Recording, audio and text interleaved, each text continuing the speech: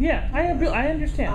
But I was that's, go talking through that about now. the comparison of quill handwriting and that now keyboarding is introduced to Right, yeah, I got kindergarten, that part. and that the availability of more manageable pens will enable the teaching of the reading and writing not on a slate with chalk or a pen or with a pencil, but on paper With much pencil. earlier, which means that you'll have a much Improvement in penmanship, you will. well, an improvement in not reading, not handwriting. improvement penmanship, but a much larger pool of students coming out of secondary and elementary school with a potential for office work.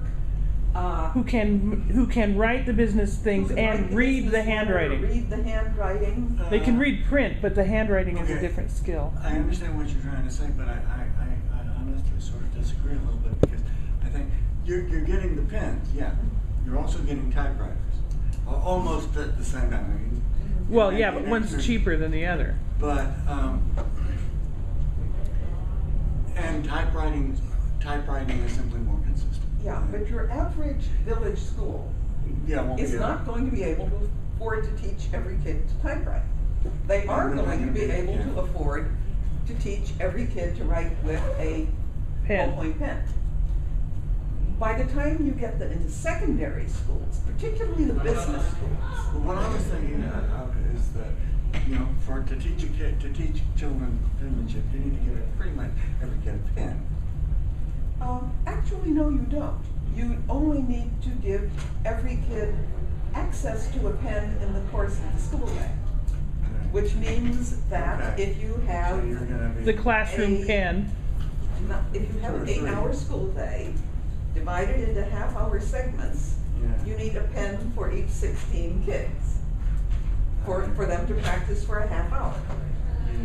Yeah, and the way multi-grade schools work is that much of the time the kids are not being immediately addressed by the teacher.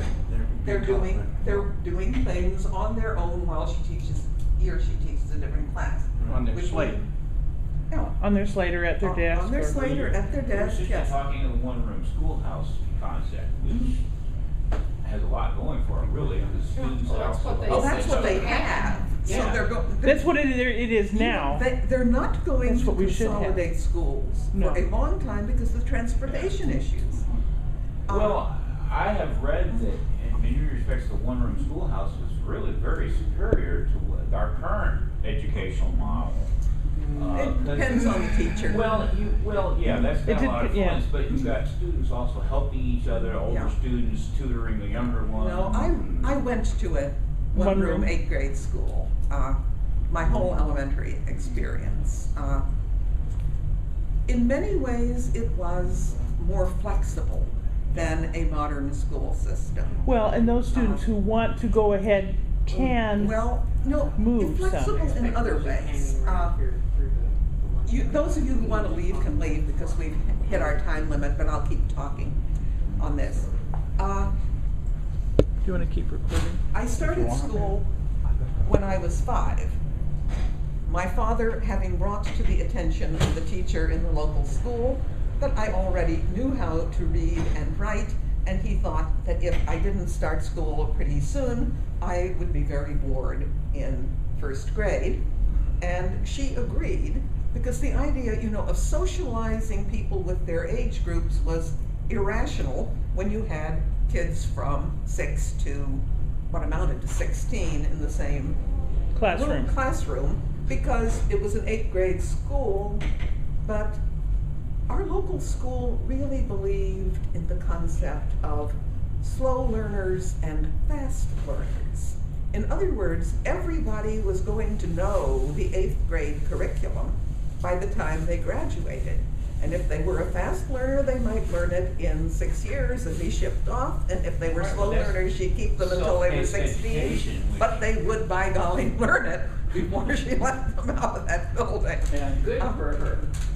And, okay, this is something that pet peeve with me. Nowadays, we have this tendency every 12-year-old is a 12-year-old, and Doesn't matter their ability, they're just Cookie cutter 12. students. I hate cookie cutter schools. Well, Oh. One reason that I'm not teaching in the public Cookie cutter. school right now. social yeah. expectations. Promote them Yeah. with their social group. Well, believe it or not, the public schools in Maryland have discovered, now that it is required that all freshmen take Algebra 1, if they haven't already had it in middle school, that the students who were regularly flunking a one-year course of Algebra 1 do just fine if you spread it out into a 2-year course of Algebra 1 and present it to them more slowly with more exercises and practice. They can, in fact, learn Algebra 1. They just can't learn it at the pace that They were trying to they were teach. trying to teach them, all of them. It's the unreasonable expectation that all students can learn exactly the same rate every subject, and that's irrational. I It know. is irrational. I taught 7th grade special ed in a tiny little county in Utah, okay, Vernal, and I had the 7th grade special ed, which means that A, I was lucky to have a classroom, and B, I was lucky to have any books. Basically, a special ed teacher goes into the hall when they change books and picks up all the thrown away books so that you have something in your classroom, because they don't buy anything for you, okay?